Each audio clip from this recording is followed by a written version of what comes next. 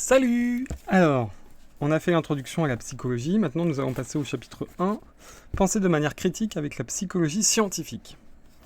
Donc les thèmes que nous allons aborder sont l'attitude scientifique, la limite de l'intuition et du sens commun, donc l'a-t-on toujours su, le biais de l'après-coup, la confiance excessive, les stratégies de recherche, comment les psychologues posent des questions et y répondent, la méthode scientifique, description, donc l'étude de cas, l'enquête, l'observation naturaliste, les corrélations illusoires, percevoir un ordre dans des événements fortuits, corrélation et causalité, les expérimentations, les maillots noirs affectent-ils la perception, les casquettes subliminales peuvent-elles améliorer votre existence?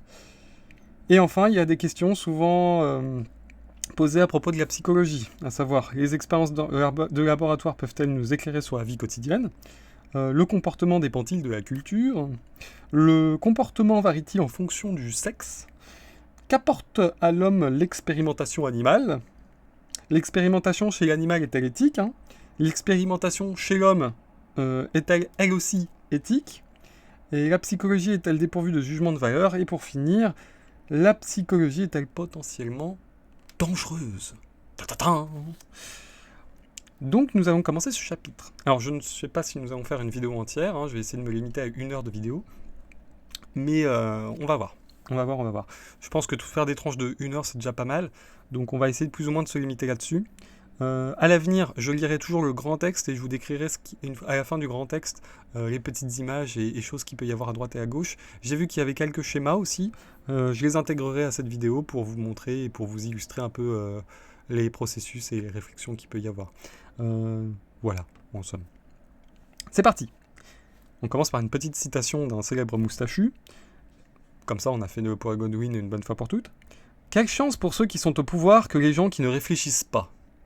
Adolf Hitler, 1889-1945. Si nous surpassons par certains côtés les ordinateurs les plus intelligents, notre intuition, elle, se fourvoie souvent. L'erreur est humaine. Entrer dans le monde de la psychologie scientifique grâce au processus de rassemblement et de sélection des preuves.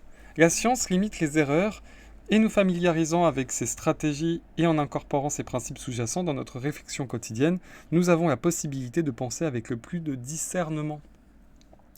En espérant satisfaire leur curiosité à propos des autres et remédier à leurs maux, des millions de gens se tournent vers la psychologie. Ils suivent des talk shows, délivrant des conseils à la mode, lisent les colonnes des magazines consacrés à la manière d'augmenter les pouvoirs du psychisme, participent à des séminaires ayant pour thème l'arrêt du tabac par l'hypnose, et recherchent des livres de vulgarisation sur le sens des rêves, les secrets de l'amour extatique et les clés du bonheur. D'autres, intrigués par les affirmations de la vraie psychologie, s'interrogent. Existe-t-il vraiment un lien entre la mère et l'enfant dans les premières heures suivant la naissance? Devons-nous prêter foi aux souvenirs émergeant à l'âge adulte à propos d'abus sexuels subis dans l'enfance et poursuivre leurs auteurs présumés? Les aînés sont-ils plus poussés à réussir socialement? L'écriture fournit-elle des éléments sur sa personnalité? Et les psychothérapies peuvent-elles aider véritablement? En répondant à ces quelques questions, comment peut-on séparer la pseudo-psychologie de la science du comportement et des processus mentaux? Comment distinguer les simples opinions des résultats issus de recherches éprouvées? Comment peut-on utiliser la psychologie pour comprendre pourquoi les gens pensent, ressentent et agissent comme ils le font? En d'autres termes, comment distinguer les charlatans des vrais psychologues? Eh bien, on va voir parce que c'est justement tout le but de ce chapitre, je pense.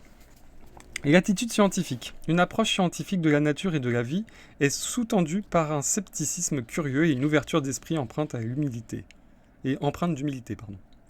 La démarche critique qui découle de ces attitudes aide à démêler ce qui est censé de ce qui ne l'est pas. Derrière toute science, il y a une curiosité obstinée, une passion pour explorer et comprendre sans tromper ni être trompé. Certaines questions, comme « Y a-t-il une vie après la mort ?», dépassent la science. Y répondre d'une manière ou d'une autre requiert d'avoir la foi. Pour beaucoup d'autres idées, l'éclairage se fait spontanément en vivant les choses. Peu importe qu'une idée soit sensée ou un peu folle, la question obstinée que l'on doit se poser est « est-ce qu'elle fonctionne ?» Mise à l'épreuve des tests, confirme-t-elle ses prédictions? L'approche scientifique a une longue histoire. Comment évaluer par exemple un prophète autoproclamé? Moïse propose une réponse. Mettez le prophète à l'épreuve, si l'événement prédit n'a pas lieu ou s'avère faux, alors tant pis pour le prophète. Alors c'est le Deutéronome 18, 22.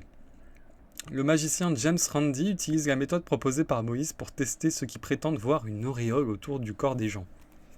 Randi. Voyez-vous une auréole autour de ma tête ? Le voyant. Oui, bien sûr. Randi. Voyez-vous toujours l'auréole si je mets ce magazine devant mon visage ? Oui, bien sûr, dit le voyant. Et Randi. Donc si j'étais amené à sauter derrière un mur, à peu près aussi haut que moi, vous pourriez déterminer le lieu où je me trouverais à partir de l'auréole visible autour de ma tête, n'est-ce pas ? Randi m'a dit qu'aucun voyant n'avait encore accepté de se prêter à cette expérience très simple. Lorsqu'elles sont soumises à de telles expériences, certaines idées loufoques trouvent parfois un certain soutien. Au XVIIIe siècle, les scientifiques se gaussaient de l'idée selon laquelle les météorites pourraient avoir une origine extraterrestre. Lorsque deux d'entre eux de l'université de Yale tentèrent de se démarquer de cette position conventionnelle, Thomas Jefferson déclara en se moquant d'eux « Messieurs, je préférerais croire que ces deux professeurs Yankees ont menti plutôt que de croire que des pierres peuvent tomber du ciel. » Parfois, les investigations scientifiques réfutent les sceptiques. Le plus souvent, elles permettent d'envoyer aux oubliettes des idées loufoques, telles que la machine à remonter le temps, celle ayant un mouvement perpétuel ou bien encore des potions miracles pour traiter le cancer. Pouvoir opérer un tri minutieux entre ce qui relève du réel et de l'imaginaire, entre ce qui est sensé et insensé requiert une attitude scientifique. Il faut être sceptique sans être cynique, être ouvert et humble sans être crédule. Les psychologues, en tant que scientifiques, se proposent d'appréhender la sphère du comportement avec un scepticisme curieux. Ils posent constamment les deux questions suivantes. Qu'est-ce que vous voulez dire ? Et comment le savez-vous ? Considérons quelques propositions familières. Est-ce qu'un propriétaire de cinéma peut vous donner faim en délivrant en flash, le message imperceptible suivant ? Mangez du popcorn. Est-ce que les détecteurs de mensonges disent la vérité ? Les astrologues peuvent-ils analyser votre caractère et prédire votre avenir en se basant sur la position des planètes, le jour de votre naissance ? Comme vous le verrez dans les chapitres suivants, on peut tester toutes ces propositions. Dans l'arène de la compétition des idées, des expériences judicieuses peuvent faire ressortir celles qui collent le mieux aux faits étudiés. Mettre en pratique une attitude scientifique demande de l'humilité, parce que cela signifie que nous pouvons avoir à rejeter nos propres idées. En dernière analyse, ce qui importe le plus, ce n'est pas mon opinion ou la vôtre, mais toute vérité que la nature révèle en réponse à nos questions. Si des animaux ou des êtres humains ne se comportent pas de la manière que nous avions préalablement supposé, alors tant pis pour nos idées. Comme l'héroïne d'Agatha Christie, Miss Marple, l'expliquait, ce n'est pas ce que j'attendais, mais les faits sont les faits, et il est prouvé que nous nous trompons. Oh, mais dis donc, Loïc, je suis fatigué, hein ? Je suis fatigué. On reprend. Bah oui, parce que j'ai décidé de ne pas couper les vidéos quand je fais une erreur, ce qui est humain. Quand on est humain, on fait des erreurs, et je pense que c'est bon de montrer que tout le monde fait des erreurs, et peut-être fatigué aussi. Comme l'héroïne d'Agatha Christie, Miss Marple, l'expliquait, ce n'est pas ce que j'attendais, mais les faits sont les faits, et s'il est prouvé que nous nous trompons, nous devons rester humbles et recommencer. C'est l'attitude humble qui s'exprime à travers un des premiers commandements de la psychologie. Le rat a toujours raison. Et oui, la personne qui l'expérience a toujours raison. Le rat. Voilà. Les historiens des sciences nous ont dit que ces attitudes de scepticisme curieux et d'humilité à l'esprit ouvert avaient aidé la science moderne à émerger.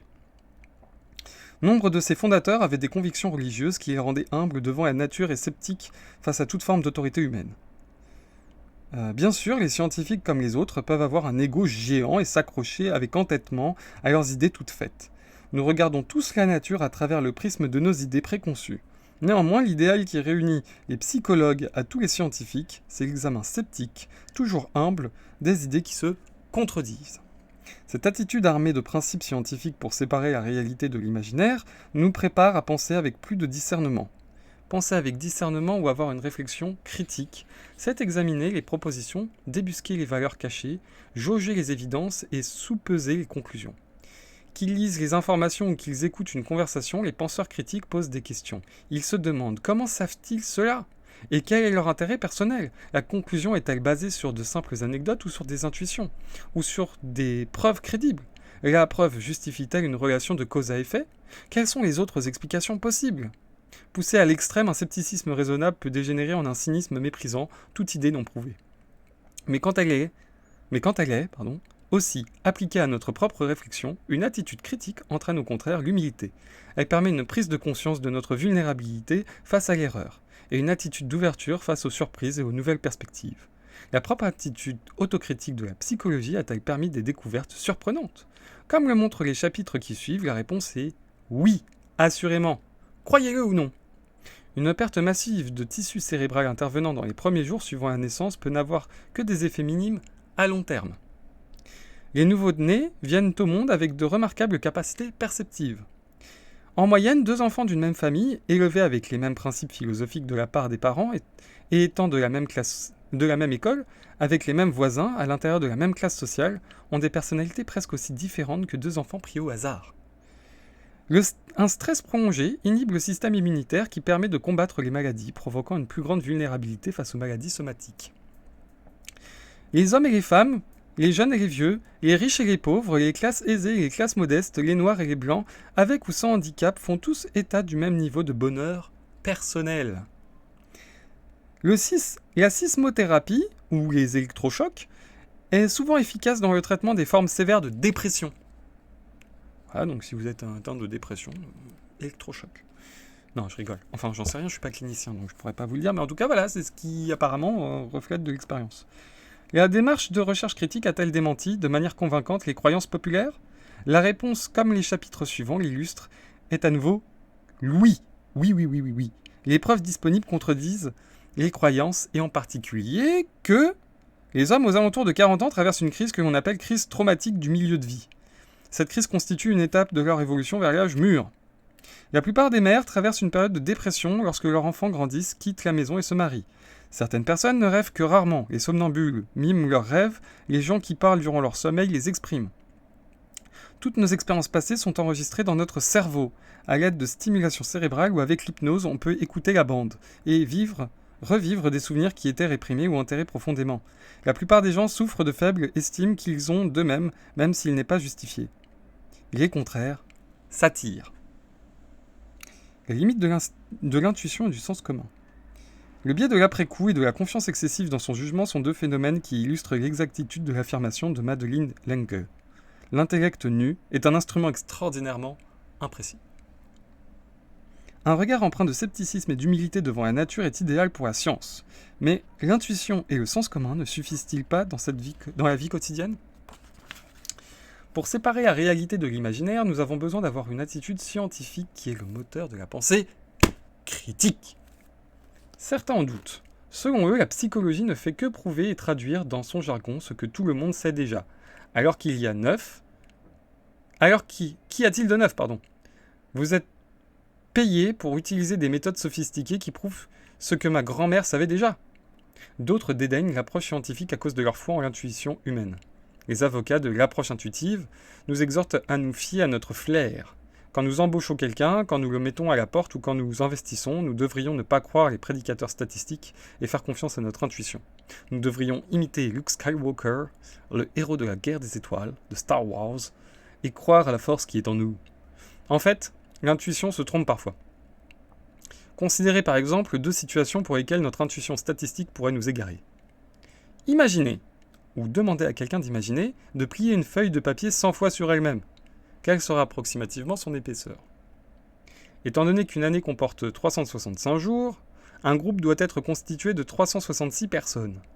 Pour être sûr qu'au moins 2 personnes aient la même date d'anniversaire, quel effectif devrait avoir le groupe pour avoir 50 P 100, 50%, d'accord? C'est pas écrit, il n'y a pas le signe pourcentage, donc je me suis fait avoir. Donc je répète la question, quel effectif devrait avoir le groupe pour avoir 50% de chance de trouver 2 dates d'anniversaire identiques? Les notions que nous avons du sens commun peuvent-elles aussi fluctuer? Nous sommes tous des sportifs du lundi matin, pressentant que nous aurions pu prédire ce qui, en fait, s'est déjà passé. L'a-t-on toujours su? Le biais de l'après-coup. La psychologie le psychologue Baruch Fischloff, à tes souhaits, et d'autres, Slovic et Fischloff, Wood, ont montré à quel point des résultats scientifiques et les événements historiques pouvaient apparaître comme du bon sens évident, et découvrir que des faits qui ne semblent pas évidents de prime abord semblent presque prévisibles avec le recul. Une fois au courant des résultats d'une expérience ou de l'issue d'un épisode historique, nous en sommes soudainement moins surpris que d'autres à qui on aurait demandé de les deviner. Constater qu'un événement s'est déroulé le fait apparaître comme inévitable. Les psychologues appellent ce regard rétrospectif le biais de l'après-coup, ou encore le phénomène du « je l'ai toujours su ». Ok, donc moi si je comprends bien, là avec ce premier paragraphe, le biais de l'après-coup, c'est le fait que là aujourd'hui vous savez pas franchement ce que je vais faire après cette lecture, mais quand vous saurez qu'après chaque lecture je m'envoie un petit chocolat chaud, et vous se direz mais évidemment qu'il s'envoie un petit chocolat chaud après la lecture, c'est facile, on le savait. Là, c'est un peu pareil, quoi. Une fois que vous savez que la Terre est ronde et que... oui, la Terre est ronde, allez vous faire foutre. Je suis un peu agressif sur ce côté-là, mais voilà. Et qu'elle tourne autour du Soleil, et que c'est pas le Soleil qui tourne autour de la Terre, hein, bande de crétins. Je dis ça aux quelques crétins qui pensent l'inverse. Et pourtant, je devrais pas vous dire des crétins, c'est juste que vous avez un biais cognitif qui est erroné. Calme. Et une fois que vous savez ça, vous pouvez vous dire, mais oui, c'est évident, enfin, voilà. Et pourtant, c'est contre-intuitif, hein, parce que vous savez que le soleil, en fait, c'est pas... Enfin, quand on regarde le ciel, on a l'impression que c'est le soleil qui bouge et pas nous. Mais maintenant qu'on le sait, notre esprit s'est plié à ça. Et le biais de l'après-coup, je le vois comme ça. Enfin, pour le coup, je le vois comme ça. C'est assez drôle la psychologie, c'est assez drôle. Le biais de l'après-coup, vous voyez, je le connaissais pas et c'est hyper intéressant. Ce phénomène est facile à démontrer. Donner à la moitié des membres d'un groupe le résultat supposé provenir de la recherche psychologique et à l'autre moitié des résultats qui vont dans le sens inverse. Imaginez par exemple que vous lisiez « Les psychologues ont montré que la séparation affaiblissait le désir, comme dit le proverbe, loin des yeux, loin du cœur. » Donc voilà, vous avez compris l'idée. Si votre moitié est à l'autre bout de la terre, vous l'aimerez moins. Le futur quand même. Si vous demandez, enfin c'est du conditionnel, si vous demandez ensuite, du conditionnel, je dis une connerie. Si votre moitié, non c'est du conditionnel. Si vous demandez ensuite d'en expliquer la raison, vous constaterez que la plupart des gens peuvent donner une explication à ce phénomène et qu'ils considèrent cette découverte comme tout à fait évidente. Évidemment, si ma moitié est à l'autre bout de la Bretagne, mettons, et que moi je suis en région parisienne, je vais dire que elle est loin de moi et du coup je ressens moins d'amour pour elle, par exemple. Un exemple pris totalement au hasard.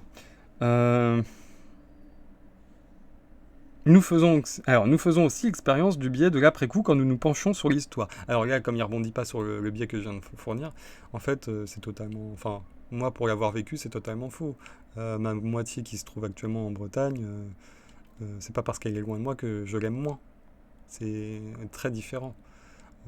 J'ose espérer, pour ceux qui écoutent cet audio, que ceux qui ont leur moitié loin d'eux ne les aiment pas moins, parce que c'est quand même une personne qu'ils aiment, j'espère pour eux aussi qu'ils échangent avec cette personne, et qui la voient évoluer même de loin. Parce que personnellement, quand on aime, le loin des yeux, loin du cœur, moi je ne l'ai jamais expérimenté. C'est difficile, je l'entends, c'est très difficile, mais et encore, ça aussi c'est peut-être un biais de l'après-coup, parce que finalement, moi quand j'y repense, c'est pas si difficile. C'est différent, mais c'est pas si difficile. Je poursuis ma lecture. Nous faisons aussi l'expérience du biais de l'après-coup quand nous nous penchons sur l'histoire. Malgré le caractère incertain lors de la campagne, de l'issue d'une élection présidentielle, certains, après l'élection, sont persuadés qu'ils auraient pu vous dire comment elle allait se dérouler. À des médecins à qui l'on donne des informations concernant le patient ainsi que le rapport d'autopsie, la cause de la mort peut paraître évidente, c'est-à-dire qu'ils auraient pu facilement, en ayant connaissance des symptômes, la prévoir. Mais il est moins évident pour les médecins de décrire ces symptômes sans avoir le rapport d'autopsie. De là où nous nous situons les années 90, il peut nous sembler évident avec le recul que les pays de l'Est allaient passer d'un régime communiste à un régime démocratique. Mais ce n'était pas évident pour l'ambassadeur auprès des Nations Unies, Jan Kirkpatrick, en 1980, qui déclarait sous la forme d'une mise en garde « L'histoire de ce siècle ne nous fournit aucune indication, suggérant que les régimes totalitaires se transformeront d'eux-mêmes. » Donc la constatation n'est pas que le sens commun est généralement dans l'erreur, c'est qu'il le devient à l'épreuve des faits. Le sens commun décrit plus aisément ce qui s'est passé qu'il ne prédit ce qui va se passer. Comme le disait le Dr Watson et Sherlock Holmes, toute chose devient un lieu commun une fois qu'elle est expliquée. Cela étant posé, grand-mère a souvent raison. Comme le disait un jour le grand joueur de baseball Yogi Berra, vous pouvez observer beaucoup de choses en regardant. Point.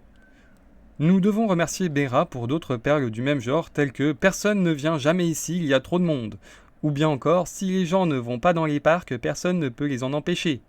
Étant donné que nous sommes tous des observateurs des comportements, il serait surprenant que plusieurs découvertes faites par la psychologie n'aient pas été prédites. Cependant, notre sens commun est vraiment bousculé par certains résultats produits par la recherche. Les intuitions de nos grands-mères sont parfois fausses. Sur la base d'innombrables observations fortuites, notre intuition peut nous dire que la familiarité engendre le mépris, que les rêves prédisent l'avenir et que les émotions coïncident avec les menstruations. Comme nous le verrons dans les derniers chapitres, les preuves disponibles à l'heure actuelle suggèrent que ces lieux communs sont faux et archi-faux. Tout au long de ce livre, nous verrons comment la recherche a, à la fois, inspiré et démonté des idées populaires, touchant au vieillissement, au sommeil et aux rêves, à la personnalité. Et comment elle nous a surpris avec des découvertes sur le moyen par lequel les messages chimiques cérébraux contrôlent notre humeur et notre mémoire, sur les capacités des animaux et à propos des effets du stress sur notre capacité à combattre les maladies. Confiance excessive. Notre réflexion de tous les jours n'est pas seulement limitée à notre bon sens, qui analyse les faits après coup, mais aussi par notre tendance à avoir une trop grande confiance en nous. Comme l'explique le chapitre 10, nous avons tendance à penser que nous en savons plus qu'en réalité. Lorsqu'on nous demande à quel point nous sommes sûrs de nos réponses et des questions précises comme Boston est-elle au nord ou au sud de Paris, nous avons tendance à être plus confiants que de raison. Considérez maintenant ces 3 anagrammes que Richard Goranson demandait aux gens de résoudre. Donc là, il y a des anagrammes, donc si vous voulez les faire, je vais vous les dicter. D'un côté, on a A, E, Y, R, R. D'accord ? Et d'un côté, et ça donne raillère. En dessous, on a un mot qui peut G, R, A, B, E. Et ça donne barge. E, I, O, V, L. Ça donne voile. Réfléchissez un instant, combien de secondes pensez-vous que cela vous aurait pris pour résoudre chacun de ces anagrammes ? Une fois que l'on connaît le mot cible, la vision après coup le fait apparaître évident à tel point qu'on se surestime. On pense qu'on aurait trouvé la solution en une dizaine de secondes, alors qu'en réalité, en moyenne, un sujet met 3 minutes. Ce qui serait aussi le cas pour vous si l'anagramme vous était donné sans la solution. Essayez pour OCHSA. Et la solution se trouvera en passe suivante. Je répète, OCHSA.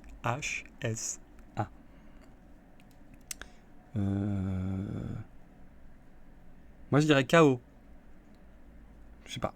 Nous sommes meilleurs pour prédire des comportements sociaux. Pour le savoir, Robert Vallon et ses collaborateurs avaient demandé à des étudiants au début de l'année universitaire de prédire s'ils allaient abandonner une UV, voter aux élections des délégués, appeler leurs parents plus de 2 fois par mois, et ainsi de suite.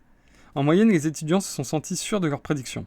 À 84%, un questionnaire proposé en cours d'année à propos de leur comportement réel montra que leurs prédictions s'étaient avérées vraies dans seulement 71% des cas. Même lorsqu'ils étaient sûrs à 100%, leurs prédictions s'avéraient fausses dans environ 15% des cas. Si l'on considère la confiance que peuvent avoir de nouveaux bacheliers concernant leur avenir à l'université, on constate que seulement 2% des étudiants américains disent qu'il y a de fortes chances pour qu'ils abandonnent temporairement ou de manière définitive leurs études. Mais l'optimisme des 98% restants est totalement irréaliste. Environ la moitié d'entre eux n'obtiendront pas de diplôme dans les 5 ans.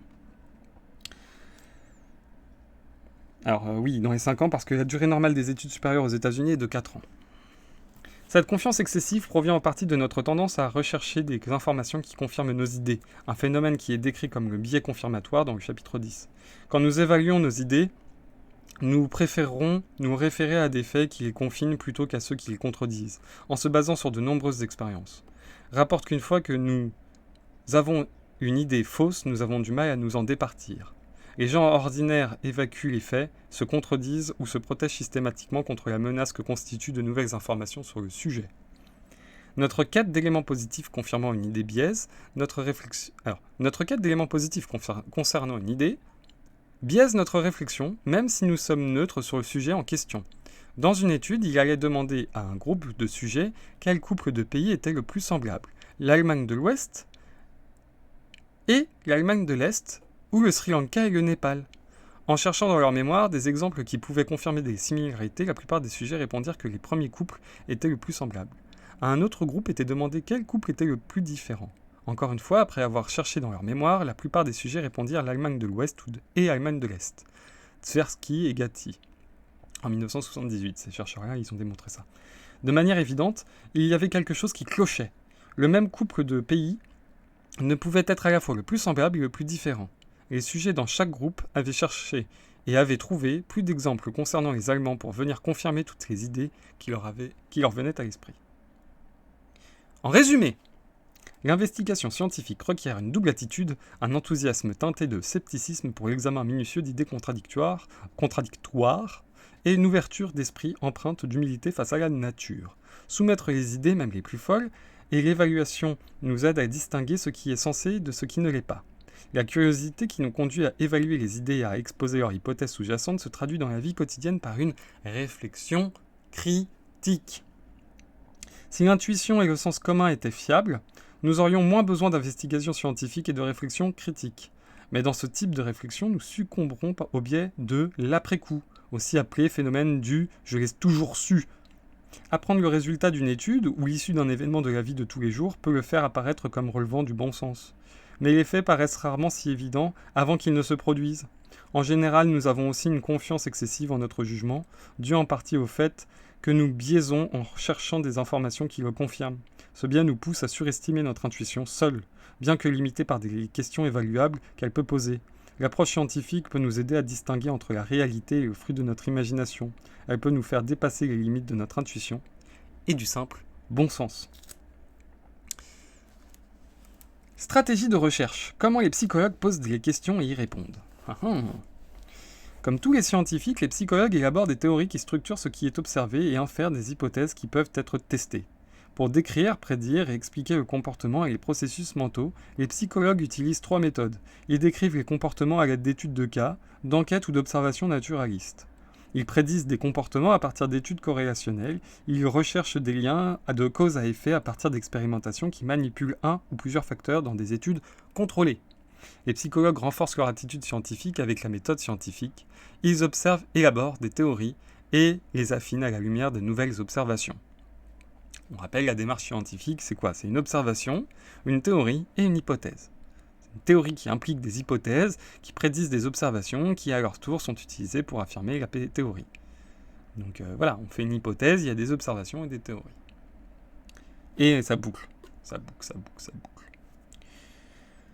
J'en suis où ? Voilà, la méthode scientifique. Dans les conversations courantes, nous utilisons parfois le terme théorie dans le sens d'intuition. Pour la science, la théorie est liée à l'observation. Une théorie créative explique, à travers un choix de lois intégrées, ce qui organise et prédit des comportements et des événements observables. En structurant des faits isolés, une théorie simplifie les choses. Il y a maintenant tellement de faits connus concernant le comportement que nous ne pouvons pas espérer tous les retenir. Le psychologue Allen Newell, lauréat du prix Nobel en 1988, les estimait à 3000, dont 29 pour la simple action de taper sur un clavier. En reliant les observations et en les intégrant dans des lois plus denses, une théorie offre des résumés utiles. G.E. Morton, en 1994, compare l'élaboration des théories au jeu de relier les points. Au fur et à mesure que les lignes relient les points isolés, une image cohérente apparaît. Une bonne théorie de la dépression, par exemple, nous aidera tout d'abord à organiser un grand nombre d'observations sur ce trouble et à établir ensuite une liste plus condensée des grands principes. Disons que nous observons de manière récurrente que les déprimés se souviennent de leur passé, qu'ils décrivent le présent et prédisent l'avenir en termes sombres. Il nous est alors possible de théoriser qu'une faible estime de soi contribue à la dépression. Jusque-là, tout va bien. Notre principe sur le faible estime de soi résume clairement une longue liste de faits concernant les patients déprimés. À partir de là, peu importe le caractère plausible que peut revêtir une théorie. Et dans le cas présent, une faible estime de soi peut certainement sembler une explication raisonnable concernant la dépression. Nous devons la mettre à l'épreuve. Une bonne théorie implique des prédictions vérifiables, appelées hypothèses. En nous permettant de tester et de rejeter ou de réviser une théorie, de telles prédictions donnent des orientations à la recherche. Elle spécifie par avance quel résultat pourrait soutenir la théorie et quel autre pourrait l'infirmer. Pour tester notre théorie de la faible estime de soi dans la dépression, nous pourrions faire passer aux personnes concernées un test d'estime de soi et voir si, comme nous en avions fait l'hypothèse, les sujets qui rapportent une plus faible estime de soi sont aussi ceux qui sont les plus déprimés. C'est simple. En faisant cela, nous devrions être conscients que notre théorie peut biaiser nos observations. Partant du fait théorique que la dépression est due à une faible estime de soi, nous sommes en mesure de voir ce que nous nous attendions à voir. Nous pouvons être tentés de percevoir les commentaires des patients déprimés comme des manifestations d'auto-dépréciation. Afin de permettre... Donc là, on vous dit qu'en fait, il y a une hypothèse qui est que les gens qui ont une faible estime de soi sont les plus déprimés. On fait passer cette hypothèse à l'observation. Donc on expérimente en fait. On expérimente en questionnant tout bêtement. Et on peut dire, attention, il y a aussi un biais dans l'interprétation de ces résultats qui est que on peut aussi voir que les gens ils peuvent s'auto-déprécier dans leurs réponses. Mais ça, c'est juste une lecture, en fait. C'est qu'une lecture de celui qui interprète ces résultats. De ce que je comprends là. Je relis le paragraphe pour être bien sûr de ce que je dis. En faisant cela, nous devrions être conscients que notre théorie peut biaiser nos observations. Partant du fait théorique que la dépression est due à une faible estime de soi, nous sommes en mesure de voir ce que nous nous attendions à voir. Nous pouvons être tentés de percevoir les commentaires des patients déprimés comme des manifestations d'auto-appréciation. Donc effectivement, là, ce qu'il nous dit, c'est que quand on part du postulat que une faible estime de soi amène à la dépression, on présuppose déjà un résultat dans cette hypothèse. Et comme c'est notre hypothèse, et qu'elle émane de nous, je pense aussi, ça c'est aussi une hypothèse à confirmer, eh bien, on est tenté aussi de la voir confirmée dans tout ce qu'on peut voir. Donc, dès qu'on va voir quelqu'un de déprimé, on aura une tendance à voir qu'effectivement, il a une faible estime de soi et que tous ces commentaires sont des signes d'autodépréciation. Donc, à se consolider encore plus dans notre théorie. Afin de permettre la détection de leurs biais, les psychologues font des rapports suffisamment précis de leurs études pour permettre aux autres de pouvoir répéter les observations. Si d'autres chercheurs reproduisent la même étude avec d'autres sujets et un matériel différent et qu'ils obtiennent des résultats similaires, alors notre confiance dans la validité du résultat augmente. La première étude sur le biais de l'après-coup a éveillé la curiosité des psychologues. Maintenant, après de nombreuses réplications faites avec succès sur différents sujets et des questions diverses, nous sommes tout à fait sûrs du pouvoir du phénomène. Donc là, ce qu'on vous dit, c'est qu'en fait, pour éviter le biais qu'on vient de voir, à savoir de voir sa théorie validée en toutes circonstances, alors qu'elle n'est pas soumise forcément à expérimentation, eh bien on vous dit qu'il faut qu'elle puisse être réplicable. Il faut qu'elle puisse se faire répéter par d'autres qui n'auront pas forcément ce biais cognitif, et en plus, donc elle est répétée ailleurs par d'autres scientifiques, et donc les résultats devront être précis, et le plus objectif possible, même si on a affaire à des individus. Mais en fait, l'objectivité de l'expérience sera validée par la multiplicité de cette expérience à travers divers contextes et personnes. Ce qui est normal. Si l'expérience est menée par un seul sujet, on peut douter de la validité de l'expérience. Moi, s'il y a Toto qui vient me voir en me disant que demain il a trouvé, le boson de Higgs, alors même si je ne sais pas ce que c'est, il pourrait me le convaincre. Il pourrait m'en convaincre, mais je pourrais douter légitimement de ce qu'il a trouvé, parce qu'il serait tout seul à le trouver précisément. Mais s'il met la manière de retrouver ce boson et l'acheminement de pensée, et que d'autres font les expériences nécessaires et qu'il a décrites, et trouvent le même résultat, effectivement, elle sera en capacité de me dire que l'expérience est valide. Mais ça, on retrouve... c'est Poppers, tout ça c'est Poppers. Karl Popper. Popper, je sais plus s'il y a un S, bref. Karl Popper, il a décrit tout ça. On est que sur du Popper. Bon, après, c'est un livre de vulgarisation qui s'axe que sur... Enfin, de vulgarisation, pas tellement, mais c'est un livre de psychologie qui est accessible. Mais si vous êtes intéressé par tout ce qui est scientifique et théorie scientifique, dans les dogmes, etc., Karl Popper. Et Gaston Bachelard aussi. Bachelard, c'est un bon aussi. De très bonnes lectures. Finalement, nos théories seront utiles si elles ont le pouvoir d'organiser et de prédire si 1. Elles organisent de manière effective un éventail d'observations. 2. Elles infèrent des prédictions claires que tout le monde peut utiliser pour vérifier la théorie ou pour engendrer des applications pratiques. Si nous améliorons l'estime de soi des sujets, si nous améliorons l'estime de soi des sujets, leur dépression s'en ira-t-elle?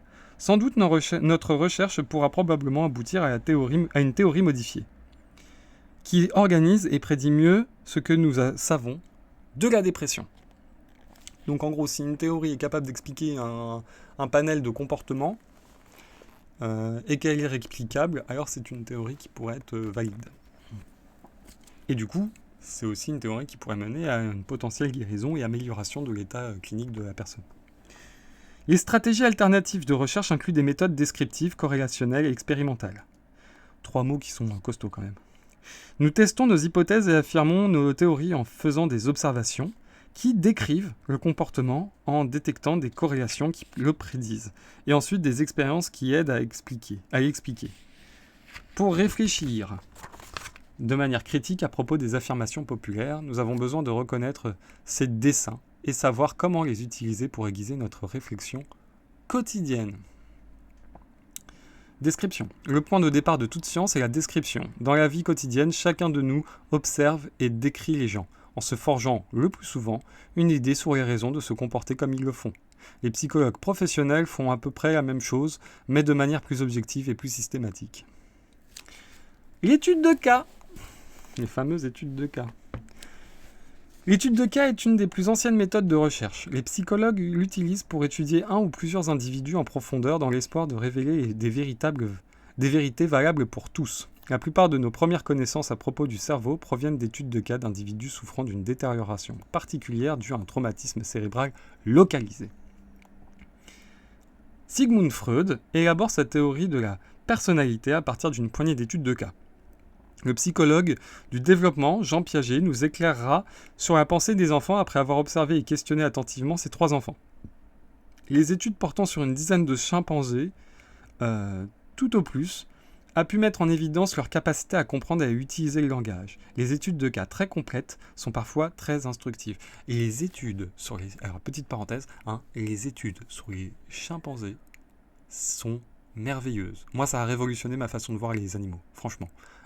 Si vous avez jamais vu des études sur les chimpanzés, leur comportement, leur attitude, leur intelligence, leur langage, leur culture, et j'irais même jusqu'à dire leur histoire, parce que oui, les animaux ont aussi une histoire, c'est extraordinaire. Si vous pensez encore, c'est peut-être du prosélytisme, mais je m'engage personnellement à exposer ma vision des choses, donc que vous soyez content, tant mieux, que vous me considériez comme un abruti total, je m'en fiche. C'est votre droit. Et j'en serais très content d'ailleurs. Mais que vous considérez que l'homme est au-dessus des animaux, juste comme ça. L'orang-outan a un QI, et je parle de tous les orangs-outans quasiment, qui est à peu près égal à 180. Vous prenez un orang-outan, vous prenez le meilleur des scientifiques français, ou même du monde, l'orang-outan est capable de défoncer intellectuellement, on va dire, le meilleur scientifique du monde. Alors je dis défoncer, c'est pas une compétition, on est d'accord.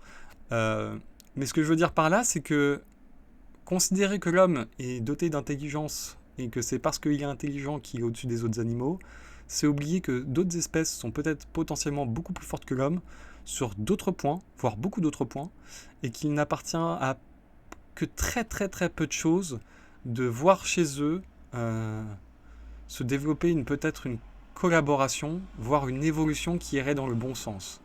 Dans le bon sens, dans ce que j'estime être le bon sens, c'est-à-dire dans le sens où ils créent une civilisation comme nous en avons créé. L'intelligence des chiens, par exemple, j'ai vu une étude sur les intelligences des chiens. J'adore faire des digressions, excusez-moi. J'ai vu une étude sur l'intelligence des chiens qui avait montré qu'elles avaient augmenté parce qu'ils étaient en rapport avec l'homme. Voilà, il était dans un environnement avec l'homme qui le force à réfléchir, qui le confronte à des choses, des situations qui sont plus compliquées que dans la nature, etc. Donc, fatalement, l'évolution et de l'intelligence des chiens s'est développée. Je ne vous dis même pas ce qui se passerait si demain le singe, comme l'orang-outan, était capable de parler comme un humain, donc à former les mêmes phonèmes, donc les mêmes sons, à développer un langage identique à l'humain et à réfléchir comme un humain. C'est-à-dire à l'élever à l'école, etc. Je pense sérieusement, et ça c'est très personnel aussi, mais je pense sérieusement que le temps court, qui est d'une centaine d'années, de siècles, voire même un millénaire, est beaucoup trop court pour l'être humain, mais que l'évolution qui est lente et progressive montrera à terme que des animaux sont bien plus intelligents que des hommes. En tout cas, les orang-outans. Et je ne sais pas si ça vous est déjà arrivé, mais moi j'ai déjà regardé un singe dans les yeux. Et c'est peut-être mauvais ce que je vais dire, hein. Mais pareil, je laisse ça à votre propre appréciation. Mais j'ai vu des animaux ayant un œil beaucoup plus vif, animé et intelligent que certains humains. Je pose ça là. Bien que les études de cas puissent aussi suggérer des hypothèses pour les études ultérieures, elles peuvent parfois poser problème. En effet, un individu donné peut être atypique, ce qui rend le cas trompeur. Notre tendance à sauter sur des informations non représentatives est une source fréquente de jugements erronés. De fait, chaque fois qu'un chercheur fait mention d'un résultat, les fumeurs meurent plus jeunes, 95% des hommes, et 85% et plus sont non-fumeurs. Il y a toujours quelqu'un pour sortir un cas contradictoire. Eh bien moi, j'ai un oncle qui fumait 2 paquets par jour et qui a survécu jusqu'à 89 ans. Comme tous les enseignants en psychologie le savent, les cas anecdotiques, les histoires dramatiques, les expériences personnelles et même les exemples de cas psychologiques peuvent masquer des vérités d'ordre général. Les chiffres sont parfois, au cours d'une étude de 1300 rêves concernant un enfant kidnappé, seuls 5% envisagés en accord avec les faits la mort de l'enfant, voire la page 213. Les anecdotes sont alarmantes. Je connais une personne qui a rêvé que sa sœur avait eu un accident de voiture et 2 jours après, elle a été gravement blessée. Bien plus qu'il ne l'était par les accidents de voiture ou par le cancer qui causent des centaines de fois plus de morts d'enfants que les kidnappings. Ces kidnappings brutaux sont restés imprimés dans les mémoires, or les gens jugent intuitivement des risques variés sur la base de la faculté avec laquelle ils se remémorent des exemples. Comme le disait le psychologue Gordon Allport, à partir d'un gramme de faits dramatiques, nous nous empressons de produire des tonnes de généralisations. Même si les études de cas peuvent nous apporter des idées fécondes, d'autres méthodes sont nécessaires pour préciser les vérités générales mises en évidence par les études de cas individuels. L'enquête. L'enquête, qui est couramment utilisée dans les études descriptives ou corrélationnelles, s'intéresse à de nombreux cas, mais de manière moins approfondie. Les enquêtes interrogent les gens sur leur comportement ou sur leurs opinions. Des questions sont posées au public sur n'importe quel sujet qui peuvent aller des pratiques sexuelles jusqu'aux opinions politiques. Il est difficile de trouver une question importante que des chercheurs utilisant les enquêtes n'auraient pas posée. Aux États-Unis, par exemple, un sondage récent de l'Institut Harris et Gallup a révélé que 72% des gens pensaient qu'il y avait trop de violence à la télévision, que 80% étaient favorables à ce que les homosexuels aient les mêmes possibilités d'embauche, que 89% disaient qu'ils étaient confrontés à un stress très important, que 95% croyaient en Dieu, et que 96% aimeraient changer quelque chose à leur apparence. L'effet formulation. Poser des questions est une tâche délicate, parce que même un changement subtil dans l'ordre ou dans la formulation des questions peut avoir des effets conséquents. Par exemple, 8 Américains sur 10 sont d'accord avec la proposition suivante. Les femmes avec de jeunes enfants devraient avoir la possibilité de travailler à l'extérieur de chez elles. Mais 7 sur 10 sont aussi d'accord avec cette proposition. Les femmes devraient rester à la maison lorsqu'elles ont des enfants d'âge préscolaire. Les publicités pour les cigarettes ou la pornographie devraient-elles être autorisées à la télévision ? Les gens sont plus à même d'approuver les choses non autorisées que de les interdire, ou de les censurer. De la même manière, ils ont plus tendance à approuver l'aide aux nécessiteux que l'assistanat social.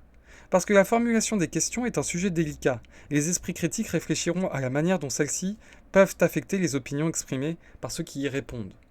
Ça en dit très long aussi sur les politiciens qu'on voit à la télé, notamment certains politiciens qui disent « Mais est-ce qu'on doit accepter cette politique d'assistanat ?» Évidemment, quand on parle comme ça, on sous-entend que la réponse est non. Par contre, si on posait la question du style, je reprends les mêmes termes que dans le livre, est-ce qu'on doit soutenir une politique qui aide les nécessiteux ? Ah bah là, tout de suite, la réponse non, elle vient pas de soi, c'est sûr. Donc on a tout de suite une idée précise, et même ça en dit des fois plus long sur celui qui pose la question que sur celui qui va vous répondre en fait. Échantillonnage. Dans notre expérience quotidienne, nous sommes en contact avec un échantillon de personnes qui est biaisé. Nous côtoyons en majorité celles avec lesquelles nous partageons les mêmes attitudes et habitudes. Par conséquent, quand nous tentons d'évaluer la proportion de gens qui pensent comme ceci ou comme cela, nous avons tôt fait de penser à ceux qui nous entourent. Cette tendance à surestimer l'accord des autres s'appelle le faux consensus. Les végétariens, par exemple, penseront qu'il y a une proportion de végétariens plus importante que le penseront les carnivores.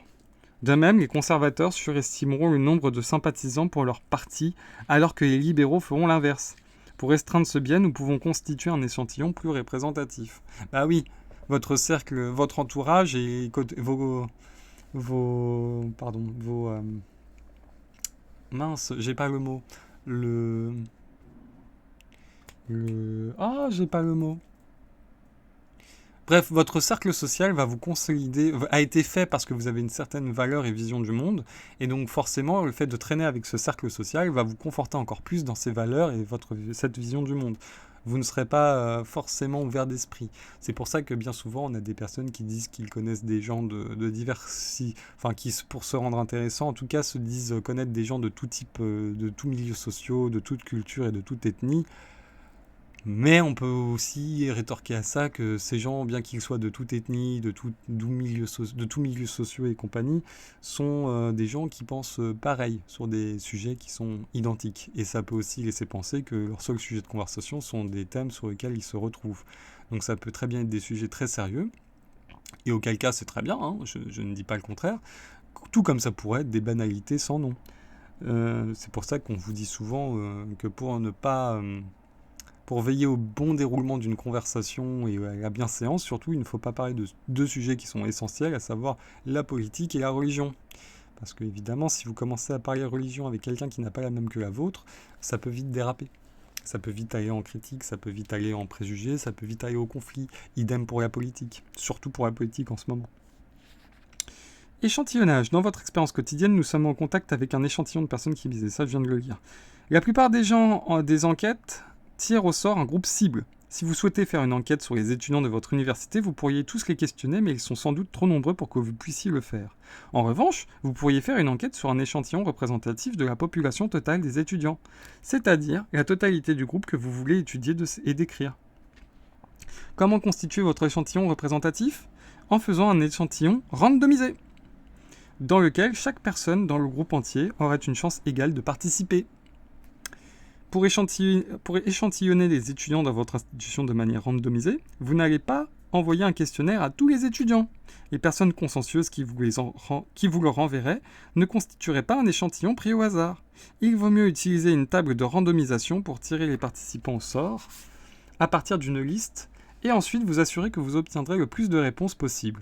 Les grands échantillons valent mieux que les petits, mais il est préférable d'avoir un échantillon petit mais représentatif d'environ 100 sujets qu'un échantillon de 500 personnes constitué au petit bonheur et non représentatif. En vrai, il vaut mieux un petit échantillon qui est très hétérogène et pris au hasard que 500 personnes qui seraient moins pris au hasard. Le principe de l'échantillonnage randomisé est aussi valable pour les enquêtes nationales. Imaginez un tonneau géant contenant 60 millions de haricots blancs, mélangés soigneusement à 40 millions de haricots verts. Si nous prélevons 1500 haricots de ce tonneau, de matière à obtenir un échantillon randomisé, nous devrions avoir 60% de haricots blancs et 40% de haricots verts, et 2 à 3% près. Échantillonner des électeurs lors d'une enquête nationale préélectorale revient au même. 1500 personnes échantillonnées de manière randomisée donnent un aperçu remarquablement précis des opinions d'une nation. Parce que constituer un échantillon randomisé peut être une tâche fastidieuse, certains responsables d'enquête n'en font pas l'effort. Le livre de Sherry Ité, Woman and Love, rapporte les résultats d'une enquête basée sur un taux de réponse de seulement 4,5% à un mailing envoyé à un échantillon non représentatif de 100 000 femmes. Celui-ci était doublement non représentatif puisque non seulement les retours étaient peu nombreux et les femmes auto-sélectionnées, mais de plus celles-ci étaient toutes membres d'organisations féministes. Cependant, il s'agit de 4500 personnes et cela me suffit, rétorqua Ité. Et cela parut suffire aussi au magazine Time qui publia les résultats de son enquête en première page. 70% des femmes mariées depuis 5 ans et plus avaient eu des aventures et 95% des femmes se sentaient harcelées émotionnellement par les hommes qu'elles aimaient. Bien évidemment, peu importe les résultats d'enquête moins médiatisés qui concluaient sur la base d'échantillons de femmes randomisées à un taux de satisfaction bien plus important. Par exemple, la moitié ou plus dirent se sentir très contentes ou complètement satisfaites de leur mariage. Seulement 3% dirent se sentir malheureuses. 1 sur 10 déclara avoir une aventure durant son mariage actuel. D'autres enquêtes non représentatives font état de nombres D'autres enquêtes non représentatives font état de nombres différents mais toujours élevés de personnes mariées ayant une aventure, comme par exemple les 54% des 106 lectrices mariées à Cosmopolitan, les 35% d'hommes et 25% de femmes du rapport Janus sur les comportements sexuels. Sans procédure d'échantillonnage randomisée, de grands échantillons ne donnent tout au plus qu'une meilleure estimation d'un effectif erroné, un effectif qui ne représente pas la population intéressée, dans ce cas, toutes les femmes mariées. Vous pouvez prévoir le temps en prenant un échantillon sélectionné au petit bonheur, en regardant les nuages et en sentant d'où vient le vent. Ou alors vous pouvez reporter à des cartes météorologiques précisément mises à jour. Vous pouvez décrire les expériences humaines à partir du sens commun, d'anecdotes dramatiques, d'expériences personnelles ou d'échantillons sélectionnés n'importe comment. Mais pour dresser un tableau précis des expériences et des attitudes d'une population entière, il n'y a qu'un seul moyen. L'enquête représentative. Moralité. Avant de croire aux résultats d'une enquête, ayez un regard critique. Penchez-vous sur l'échantillon. Vous ne pouvez pas compenser un échantillon non représentatif en ajoutant un peu plus de monde. Nous pouvons appliquer cette morale à notre vie quotidienne. Dans la mesure où nous généralisons à partir des échantillons que nous observons, il nous suffit de rencontrer quelques étudiants et d'assister à quelques cours pour en déduire d'emblée la qualité de l'enseignement et l'ambiance d'une université que l'on ne connaît pas. Nous passons un long week-end à Seattle et en revenant, nous pensons tout connaître du climat de cette ville.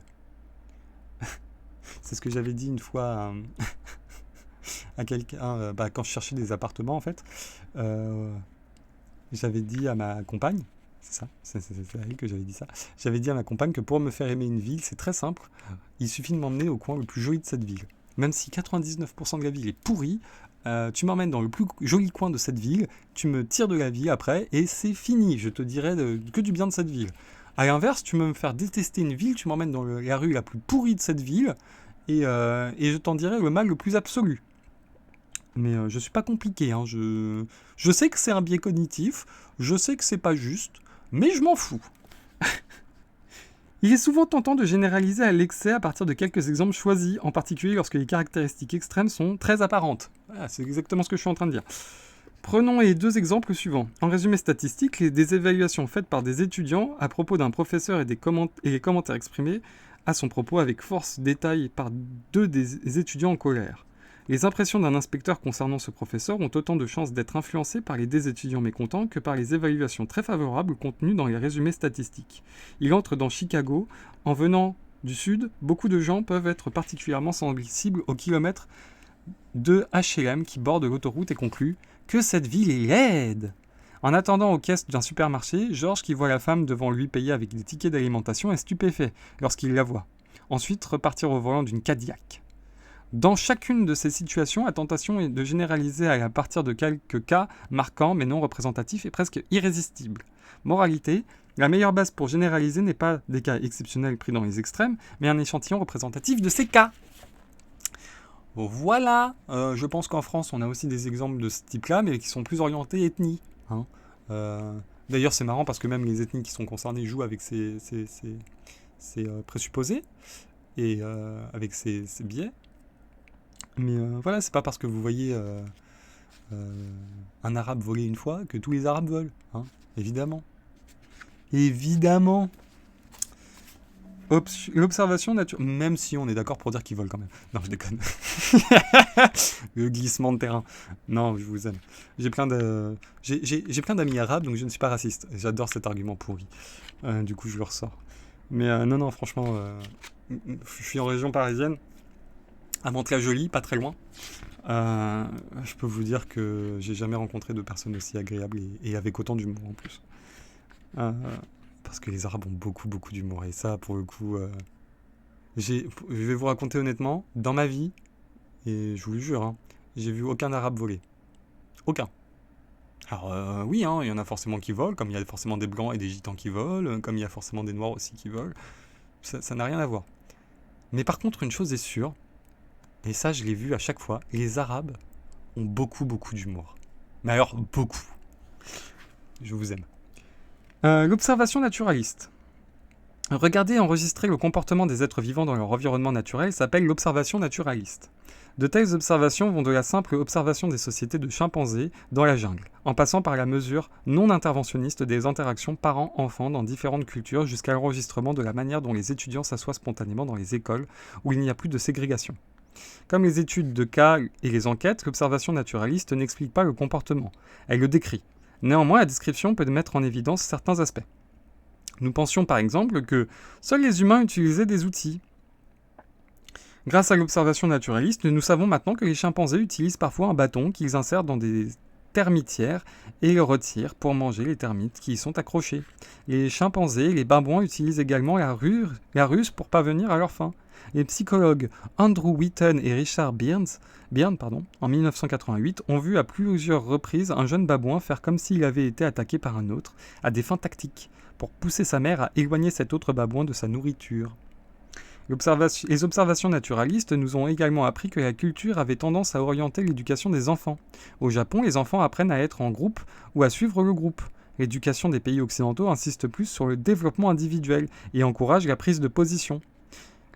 Alors, pour illustrer ça, au rugby, quand on demande à des jeunes de courir autour d'un terrain et en groupe, c'est assez drôle, mais on est obligé d'insister sur la notion de groupe.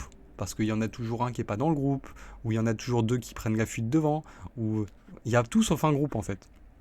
Donc cette notion-là, elle est très intéressante, notamment quand vous regardez les entraînements de sport.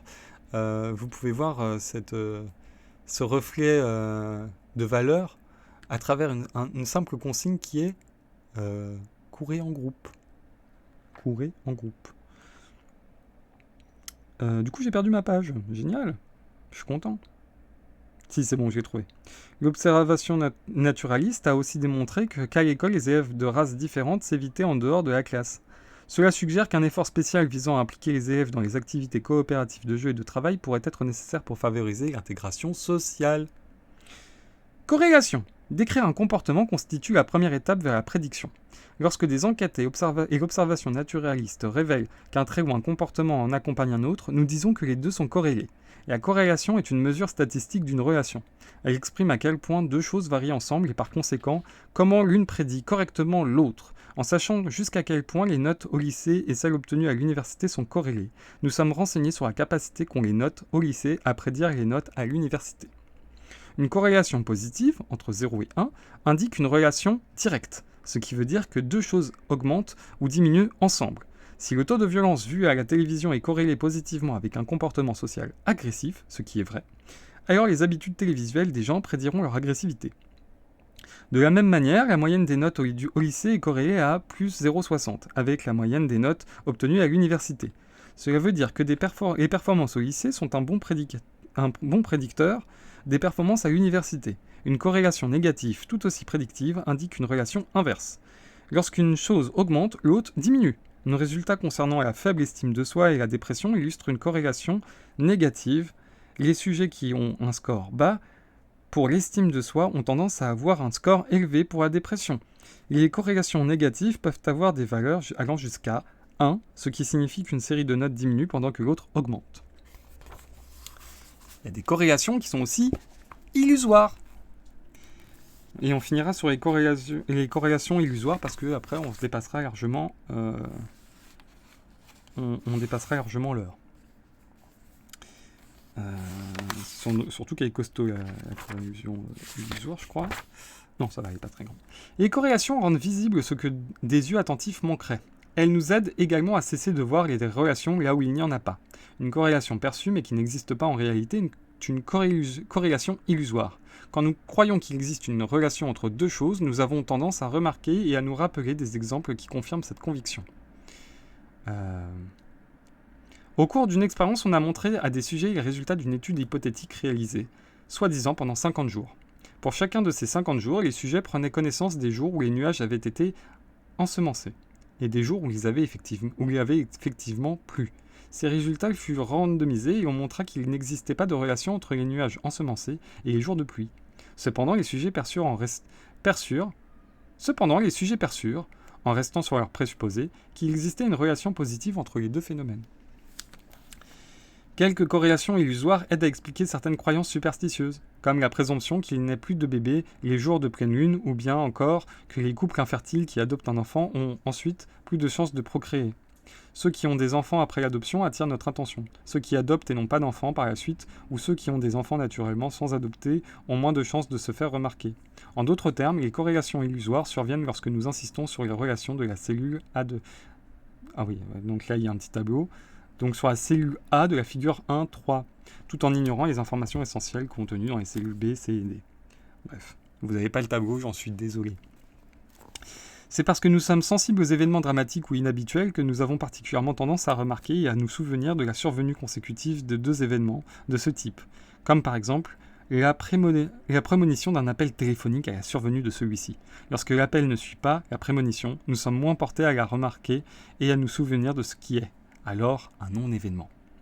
De la même manière, les exemples de patients ayant une vision positive de la vie, qui guérissent d'un cancer, impressionnent ceux qui croient qu'une attitude positive peut contrer une maladie. Mais pour évaluer si une telle attitude peut avoir effectivement une influence sur le cancer, nous avons encore besoin de 3 types d'informations. En premier lieu, il nous faut une estimation du nombre de patients ayant une attitude positive qui n'ont pas été guéris. Ensuite, parmi ceux n'ayant pas cherché à se guérir, en adoptant une attitude positive. Nous avons besoin de savoir combien ont été guéris et combien ne l'ont pas été. Sans ces comparaisons, les exemples positifs de quelques individus remplis d'espoir ne nous apprennent rien à propos de la corrélation réelle entre les attitudes et la maladie. Moralité, quand nous remarquons des coïncidences, nous pouvons oublier qu'elles sont dues au hasard et voir des corrélations. Par conséquent, nous pouvons facilement nous abuser en voyant ce qui, en réalité, n'existe pas. C'est ce que... Donc là, on a dépassé l'heure, mais je vais finir là-dessus. Nous, c'est ce qu'on appelle en philosophie une corrélation n'est pas forcément une causalité. D'accord ? Ce n'est pas parce que 2 choses bougent ensemble qu'elles ont forcément une cause l'une sur l'autre. Voilà, c'est aussi simple que ça.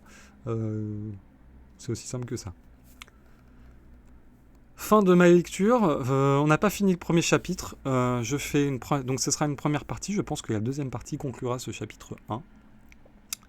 Je vous souhaite une excellente journée. Je pense fort à toi, ma petite Léone. Et à bientôt.